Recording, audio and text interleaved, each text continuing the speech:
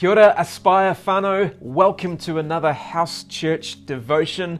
I trust you've had a good morning so far. Welcome, of course, to anyone else who may be watching this later online.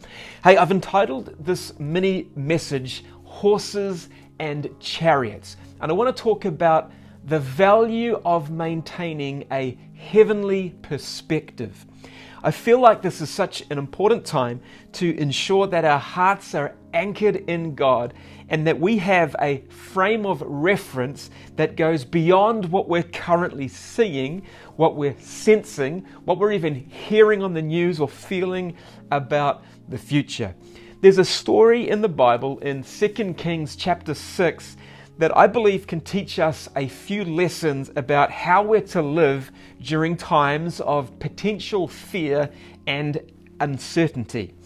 In this story, the nation of Israel are at war with the nation of Aram or Syria. And the king of Syria is really upset because every time he plans an attack on Israel, the prophet Elisha, he hears about it divinely and then he tells the king of Israel. So the enemy king is understandably angry, and so he finds out where Elisha is living and he sends an entire army of horses and chariots to take Elisha out. We pick this up in verse 15 of 2 Kings chapter 6. It says, when the servant of the man of God being Elisha, arose early, and he went out, there was an army surrounding the city with horses and chariots. And his servant said to him, alas, my master, what shall we do? And so Elisha answered, do not fear, for those who are with us are more than those who are with them. And Elisha prayed and said, Lord, I pray, open his eyes that he may see. And then the Lord opened the eyes of the young man, and he saw, and behold, the mountain was full of horses and chariots of fire all around Elisha.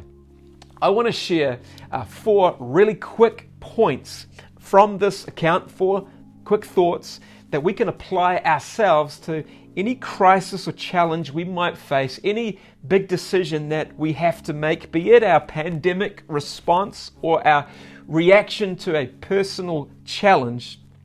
Before you do anything, take a leaf from this short passage. Number 1, do not fear. Guys, we have to watch our fear levels. Notice the first thing out of the mouth of the servant when he saw the enemy was, alas, my master, which can essentially be translated into, oh no, or some other words that we can't actually repeat. The New American Standard says, this is hopeless, my master. And isn't it true, often our first response to challenge or trouble is often a response of fear and panic. This is going to be bad, or there is no way out of this. We're all going to die. I wonder if we inadvertently shut out the perspective of God with these kind of reactive responses that are actually declarations of fear and not faith. Teddy Roosevelt, a former US president, he famously once said, the only thing we have to fear is actually fear itself. In our story in 2 Kings, Elisha, the man of God, he swiftly replies, despite seeing all the servant had seen, do not fear, do not be afraid, because he could see more than what fear was allowing. Number 2, seek God. One thing the servant did right in this case was that he immediately looked to higher help. Alas, my master, what shall we do? And I just believe that running to God is just about the best thing we can do in any trial or any challenge. At the very least, get counsel beyond you, above you. Psalm 121 verse 1 says, I will lift my eyes to the mountains. Where does my help come from? My help comes from the Lord, the maker of heaven and earth. It doesn't come from the news, from the internet, or from this or that place. You have to get your counsel from Him, from heaven, from God. Number 3, pray for perspective. What's interesting in this account is Elisha did nothing but pray that the servant would see the current activity of God in that situation. Lord, he says, I pray, open his eyes that he may see. Because the fact was there were more horses and chariots of heaven on that mountainside than that of the enemy. And the truth is, fear will often blind us to heaven's help.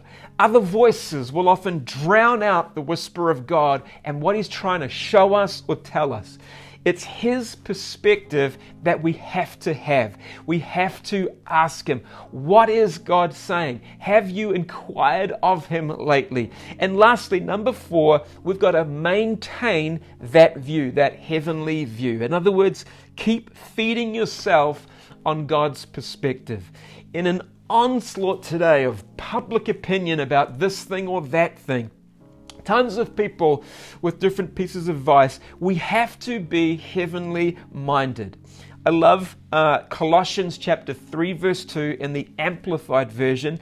It says this, set your mind and keep focused habitually on the things above.